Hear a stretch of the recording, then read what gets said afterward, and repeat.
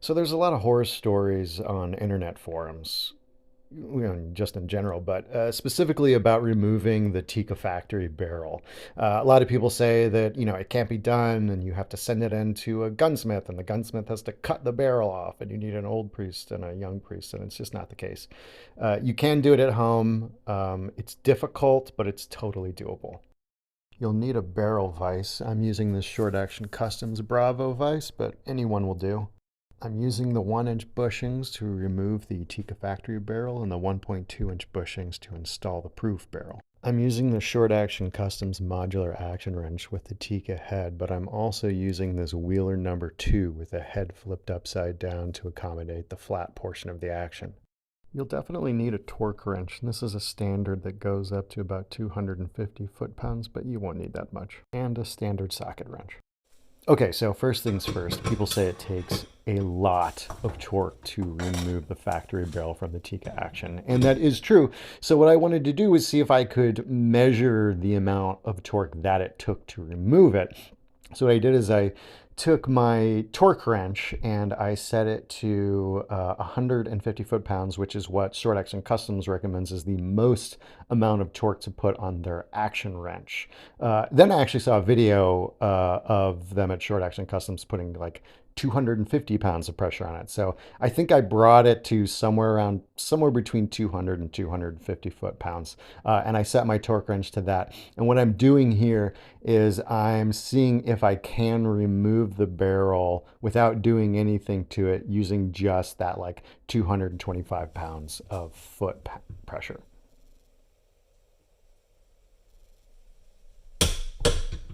So no dice there, as you can see.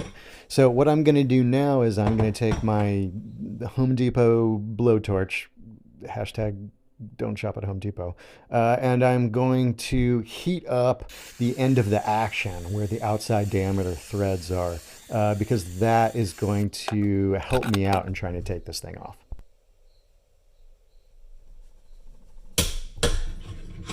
Okay, so that also didn't work using 225 pounds of foot torque. So now what I'm going to do is I'm going to go back and heat it up some more, but I'm also going to break out this can of freeze spray that I got at, on Amazon.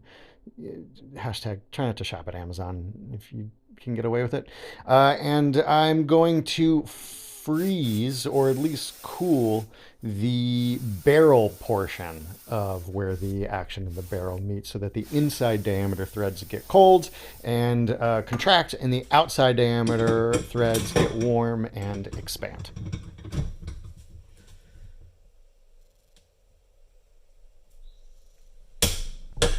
Nope. So it looks like that 200-ish foot-pounds of torque are not going to do the trick here. So I need to move beyond my torque wrench and bring out some bigger guns. So before I do that, I think it's worth showing you how I set up this Short Action Customs barrel vise. And it's worth noting that when I put it in, I really crank the hell out of this thing to the point where you think you're going to ruin your barrel because otherwise it will spin in the vise.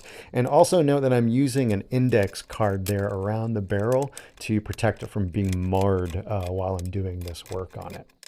At this point, you're probably wondering, hey, where's the action? Well, I did this part of the video after I took the barrel off because, spoiler alert, the barrel comes off. But let's back it up.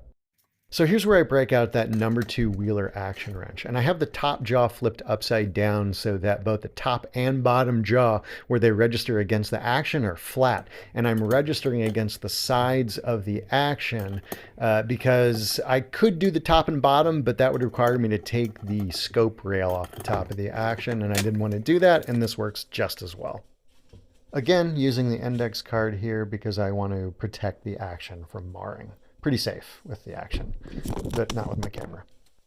So it's definitely worth noting that before I cranked down on this Wheeler action wrench, I went back and I heated the out of the action, and then I emptied almost an entire can of this freeze spray onto the barrel, and then I put the nozzle inside of the action and sprayed the inside of the barrel as well with the freeze spray because I wanted to just get as much help as I could with this. And as you can see, it paid off. I would say the combination of the heat, the colds, and that Wheeler action wrench really made short work of this. And here's me showing that there was no damage done to the action. Even though I had it cranked in that wrench pretty hard, I attribute that to the index cards. And I wanted to include a shot here of the marring that was on the barrel. And that, I believe, is a result of me not having the barrel in the vise tight enough, and it spun a little bit the first few times I tried it. I think that could have been remedied had I had it tight enough to begin with.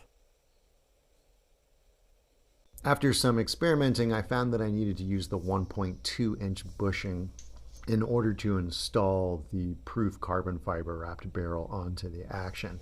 And here I am protecting the barrel with an index card again, putting the bushings on the outside. And as you can see, you need a little bit of play between those two bushings in order to crank the vise down a sufficient amount, and you do need to crank it down. As per Proof's recommendation, I'm applying a little bit of grease to the threads of the barrel before I thread it on. Remember, a little bit goes a long way. Here's where the Short Action Customs modular action wrench really comes into play. This little bumper on the front protects the chamber while you're using it and allows you to take off and replace this modular head.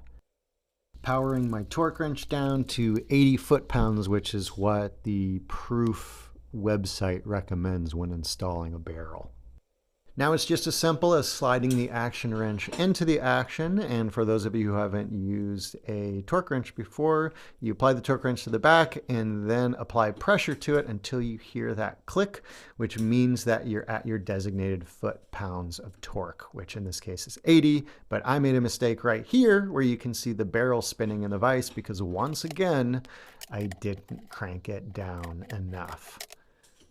So here we go once again.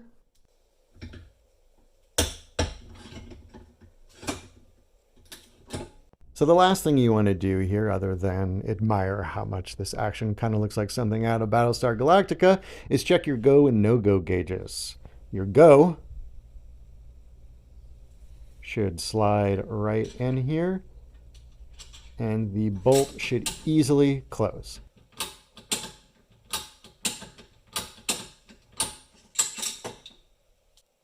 The no-go, however, should not close. And that's it. You're done.